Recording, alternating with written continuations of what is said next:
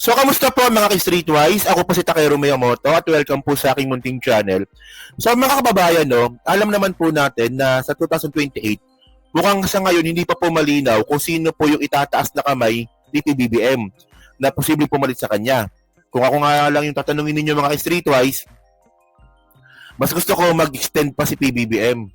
Yung nga lang malabo naman mangyari yon. Pero, by the way, no, meron tayong iba-ibang gustong tao na itataas si PBBM na kamay para maging presidente. Yung iba may Gibo, yung iba merong Martin Romualdez, yung iba merong meron na ako narinig Torre, General Torre. O nga may parang ito. O ito nga may Torre na nga dito eh. O di ba? Tapos may Lisa Marcos ako naririnig. Di ba? Pero siguro naman lahat naman po siguro tayo mag-agree na qualified po si Vico Soto. Qualified po si Vico Soto. Ang problema po ni Vico Soto, bata pa. Kulang ng 2 taon. Oh, so ngayon ang lumabas po sa mga survey ngayon, actually meron din Makaleni. Ako kahit sino, wag lang po Sara. Sa totoo lang. Kahit sino, wag lang po si Sara. So alam naman po natin yung lumabas sa survey, tuwan-tuwa yung mga DDS dito, no? Oh, nung nakarang survey nga po sa WR, si Sara Duterte daw po yung number 1 pa rin, 7%. No? Pero ang point dito mga streetwise, no? O nga, number 1 pa rin si Sara, pero bumaba po siya ng 7%. Siya pa rin yung pinakamataas, pero mababa pa rin sa 7%. Bumaba pa rin siya ng 7%. So si Lenny tumaas, si Rapi Tulfo bumaba, malamang babagsak pa kasi si Rapi Tulfo lalo eh. Tingin ko lang, no? At ang medyo umangat po ngayon dito, na nakita natin, si Bongo. Ito yung sinasabi ko nga mga kababayan eh. Meron po talaga mga DDS na makabonggo. Ayaw nila kay Sara kasi alam po nila na si Sara tanga. Alam nila yan. Oh. So ngayon ang problema ngayon dito, no? Sinong itataas na kami ni PBBM sa 2028? Alam ko malayo pa yan, pero sa ngayon po napag-uusapan na po kasi ito. So, tingnan nyo to Okay. So, ang isa po sa mga lumalabas ngayon, hindi siya lumalabas sa survey, kasi kaya hindi siya lumalabas sa survey si Vico Soto, kasi alam po ng mga tao na underage pa si Vico Soto. So alam niyo naman to, di ba, yung government surplus si Vico Soto, no? Ilan taon na ba si Vico Soto ngayon? So si Vico Soto, 36 years old. Ano? Ilan taon na ba ako ngayon, di ba? Pwede kong ibigay kay Vico Soto yung 2 taon ko, no? Para makatakbo siya. Pwede naman gano'n. So, bali mangyayari nito, kailan ba birthday niya? Birthday niya kasi June 17, 1989. So, hindi pa rin po pasok sa eleksyon. Kasi ang nakalagay po sa konstitusyon natin, tingnan nyo to Sa konstitusyon po natin kasi nakalagay dito Okay. No person may be elected president unless he is natural born citizen of the Philippines, a registered voter, able to read and write, and at least 40 years old of age on the day of the election. So dapat po sa panahon po ng election, 40 years old na po dapat. Si Vico Soto po kasi pagpasok po ng 2028 sa election day, Mayo po ito, May yan 38 years old lang siya noon. Magta-39 pa lang po siya sa June 2028. So, si Sandro hindi rin pwede. Mas bata si Sandro eh. Ilang taon na ba si Sandro? Tinan ko nga. Sandro Marcos age. Ilang taon si Sandro? Mas bata lang. 31. 31 lang pala si Sandro. Mas bata pala yun. Hindi po siya magta-39 pa lang siya sa June. Tama, di ba? 36. Tama ba? 36. 37, 38. Tama, magta-39 pa lang siya sa June. So, hindi talaga pwede. So, ngayon merong gustong ipasang batas dito si Vico Soto. Kayo ang gusto kong tanungin dito. Mag-agree ba kayo dito? So, sabi ni Tito Soto dito, magagaling ang mga bata ngayon. Tito Soto bats for lowering age requirement for president and senator. So alam naman po natin na self-serving itong batas po na to kasi ang pinaka magbe-benefit dito si Vico. Di ba? So sa Tagalog mga kababayan, meron pong panukalang batas itong si Tito Soto na pababain po yung age limit ng tatakbong senador, vice presidente, at saka presidente. So, pa nangyari po ito, pasok na si Vico sa 2028. So, kayo agree ba kayo dito? And by the way, tinan nyo pa to para makuha natin yung point natin, no? So, sabi dito, in a recent interview on Billionaire News, hinanap po yung video, hindi ko makita eh. On point, Soto told broadcast journalist Pinky Webb that he sees a bright future for the country in the hands of the younger generations. Iba na ang edad ng presidente, ay ibaba ng edad ng presidente to 35. Tapos ibaba natin ang edad ng mga senador sa 30, he said. So, magkakaroon tayo ng ng 35. May mga makatori talaga. Hindi pag pag tinaas ni PBBM yung kamay ni Tore, kay Tore ako. Oo. Kay Tore ako. alam niyo no, iba si Tore eh. Merong karisma si Tore eh. Sa totoo lang to Pag-usapan natin saglit lang to. Si Tore may karisma at at winnable siya. Ang kailangan lang po talaga gawin ni Tore, meron siyang 2 taon pa bilang PNP chief. Ang kailangan niya dito, ayusin niya yung PNP sa loob ng 2 taon. Kasi sakto yun eh. Pag retiro niya po, mag-election period na. Diba? So ayusin niya. So actually, yung yung 10 minutes, yung 911 ba yun? Actually, effective naman siya. Pero ang kailangan makita ng mga tao ngayon, police visibility.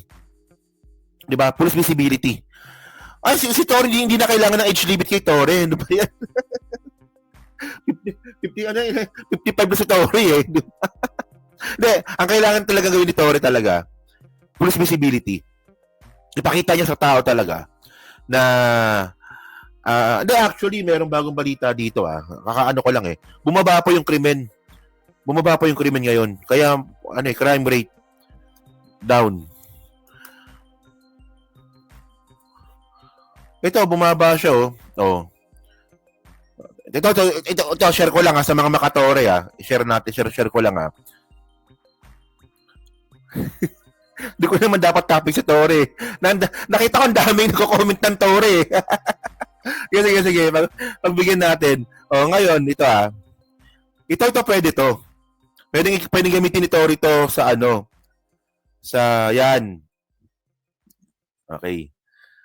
So, PNP crime rate drops 7.7% from August 2024 to June 2025. So, ang mukha nito si Tore, no? So, Manila, the crime rate dropped by 7.75%, no? So, syempre, hindi naman pababa yung crime rate ng Pilipinas ng magic. Di ba? So, depende po yan sa magiging PNP chief. So, ito, ipagpatuloy niya to. Ipagpatuloy ni Tore to. Tapos, police visibility. Tapos, konting push pa ng karisma. Diyos ko, mananalo to, sigurado. Ngayon nga po, yung mga dami na nagko-comment eh. Pati droga ko, monte rin, di ba? O nga, meron din pala yan, di ba? Pero kung winability lang naman na pag-uusapan, si Tore talaga meron. Ito, kakwento ko lang, no? Mapapahaba yung topic ko tungkol dito. Kakwento ko lang, no? Nung boxing sa Rizal, di ba?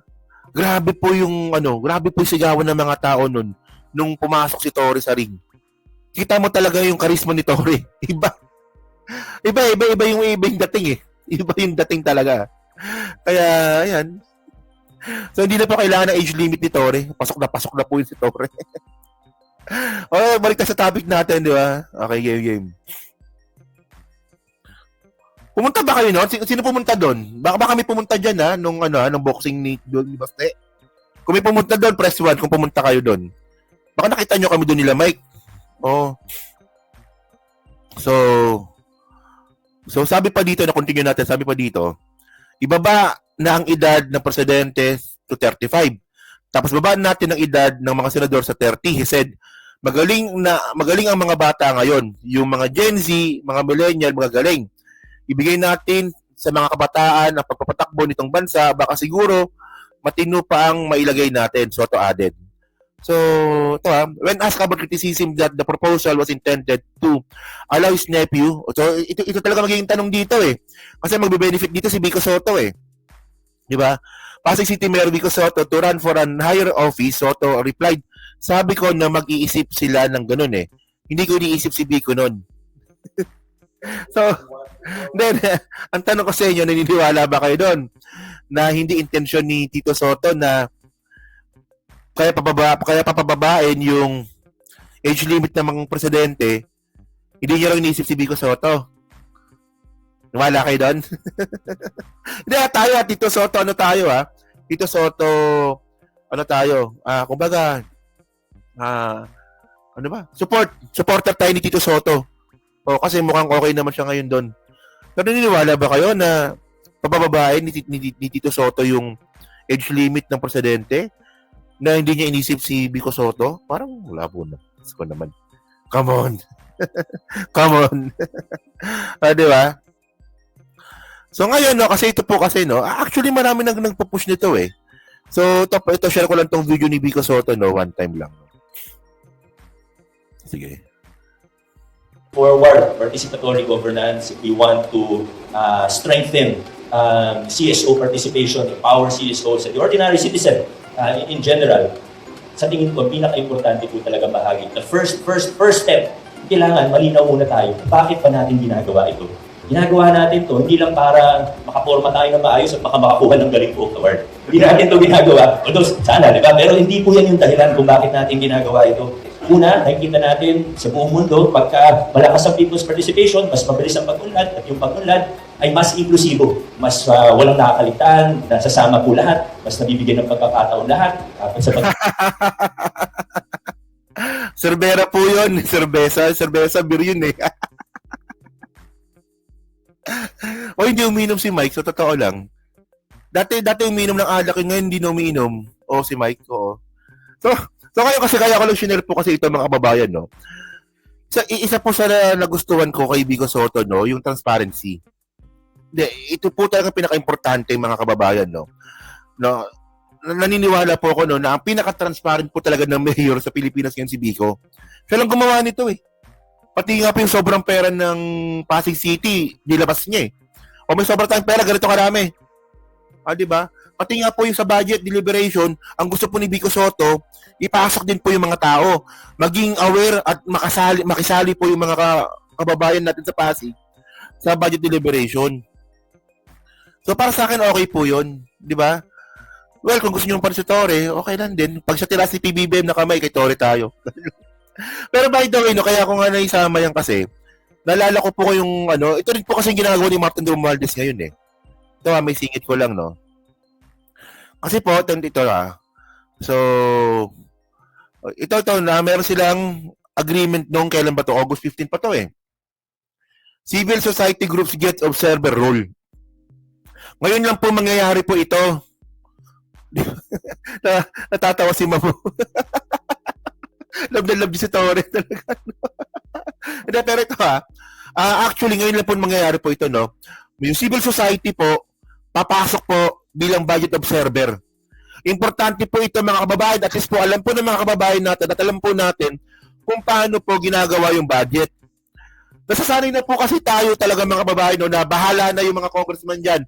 Bahala na yung mga senador sa budget na walang pakialam po yung taong bayan. Ngayon po, binuksan po ni Martin Romualdez sa mga tao para maging observer nga po sa paggawa po ng budget.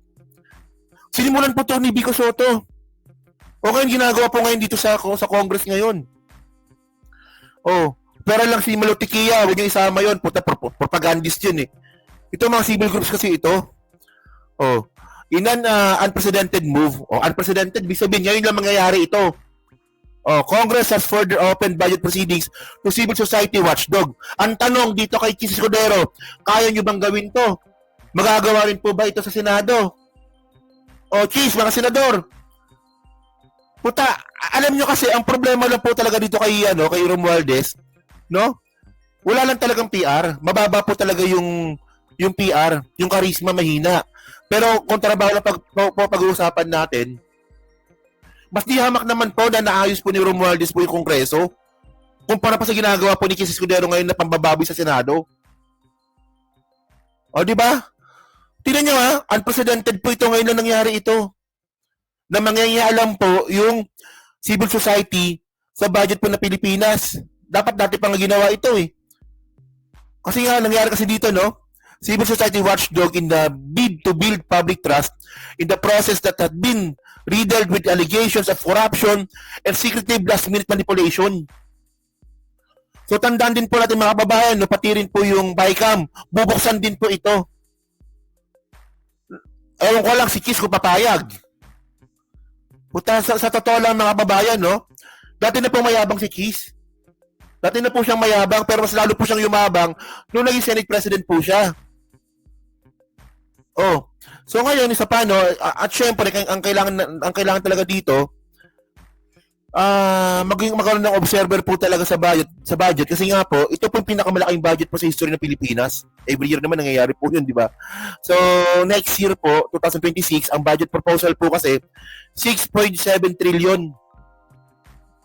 Laki nito. Di ba? Ilang payatos na mabibili mo nito? Baka factory ng payatos na mabibili mo dito. Speaker Martin Romualdez on Wednesday vowed that the House representative will see to it every peso in the proposed 6.7 trillion, di ba? National budget as a clear purpose and deliver tangible benefits. So ngayon mga kababayan, no? Abangan natin to. Wala tayong ibang magagawa kundi abangan natin to. Pero kayo mga ka-streetways, no? Kayo, okay. Tiger? So kayo mga ka-streetways, no? Ano pa masasabi nyo nga po dito sa plano nga po ni Tito Sotto na pababain yung age ng presidente ng Pilipinas. Gagawin daw po 35. Pero tandaan nyo, hindi po ito ganun kadali. Hindi po siya ganun kadali. Alam nyo kung bakit? Ito Alam niyo kung bakit hindi ganun siya kadali? Tingnan niyo to. Ito po yung batas eh. Ito po yung batas na nagsasabi na dapat 40 years old po yung presidente ng Pilipinas. So saan siya nakasulat? Hindi po siya Republic Act, mga kababayan. Nakasulat po siya sa konstitusyon. Ito ang problema. Nakasulat po siya sa konstitusyon. So, ano ibig sabihin nito? Charter change. Ang tanong dito, papayag pa yung mga senador natin na buksan ang konstitusyon. So ako naniniwala ako na mukhang malabo mangyari ito. Kasi in the first place, paano makukumbinsi ni Tito Sotto na buksan yung konstitusyon, ayaw nga po ng mga senador na buksan yung konstitusyon. Pwede siyang baguhin. Tama naman. Pwede siyang baguhin. Charter change. Kasi po nakasulat siya sa konstitusyon eh. Hindi siya pwedeng tapakan ng Republic Act dito. Hindi pwede. Tandaan natin mga kababayan, di ba, economic provisions siya, ayaw nila eh. Ito pa kaya. At syempre po, magiging threat po ito sa mga ibang mga kupal na, no? Medyo malabo tax, di ba? Sabi ko sa inyo, medyo malabo eh. Medyo malabo talaga to. No? Siyempre, magiging threat din po ito sa mga kupal na gusto pong maging presidente. No? Na siyempre, si Vico Sotto, magiging threat po sa kanila yan. Kasi, ang ayaw kasi nila dito, no, once na binuksan po yung konstitusyon, pwede po mabuksan lahat. Lahat pwede mabuksan. Kaya yan ang, madugo po ito. Tingnan natin kung kaya ng powers po ito ni Tito Sotto. Sandro Vico, baka sa na yan? 2034 na yan. O kung buhay pa ako nun. So yun mga kababayan, so kayo po ba, sa tingin nyo po ba, kaya ba ng powers ni Tito Sotto na baguhin niyang batas po na yan na nakasulat sa konstitusyon? So kayo po ba, pabor ba kayo dito kay Vico Sotto na maging presidente ng Pilipinas eventually? Pero may mga makatore talaga yan, no? Grabe, daming makatore. Gulat ako, ha? So pa-comment lang po sa baba at binabasa ko pong lahat. Don't get me wrong, ha? Si Tory po, malupit po talaga yun. Oo. Na-meet ko na siya, 3 beses ko na ito siya na-meet. Nakakwentuhan ko siya isang beses lang pala. Napaka-approachable niyang tao. Iba yung iba yung charisma niya talaga. Iba kasi kapag yung ibang politiko pagkaharap mo, medyo intimidating. Oo. Pero si Tory po kasi hindi approachable. Parang si Trillanes. Si Trillanes, ganun din po si Trillanes. Hindi siya intimidating. Mukha lang siya suplado sa TV. Pero napaka-approachable ni Trillanes. O, pareha sila. Yan. So, yun, so, pa-comment lang po sa baba at binabasa ko pong lahat yan. At syempre, yung team replay, ano nga po masabi nyo nga po dito, sa plano nga po ni Tito Soto, na pababain nga po yung age limit ng magiging presidente. So, yun. So, next topic tayo, ha. Pag-usapan natin to. So, ito yung pinaka-thumbnail natin, eh.